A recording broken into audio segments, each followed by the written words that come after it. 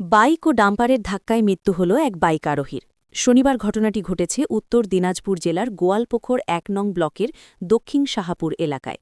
স্থানীয় সূত্রে জানা গিয়েছে মৃত ওই যুবকের নাম সৈমুদ্দিন, বয়স আনুমানিক ২২ বছর। এই ঘটনায় ডাম্পারটিকে আটক করা হয়েছে। ঘটনার খবর পেয়ে ঘটনাস্থলে ছুটে আসে গোয়ালপুকুর থানার পুলিশ। পুরো ঘটনার তদন্ত শুরু করেছে পুলিশ।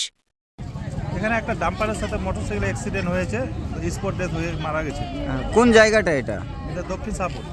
দক্ষিণ বলছি, ছেলেটার কোনো পরিচয় পাওয়া গেছে? হ্যাঁ, ছেলেটার পরিচয় পাওয়া গেছে। ছেলেটার নাম হলো সৈমুদ্দিন, আমাদের দক্ষিণ শাহপুরের ছেলে। ওর বাবার নাম হলো জালাল। বয়স কত হবে আনুমানিক?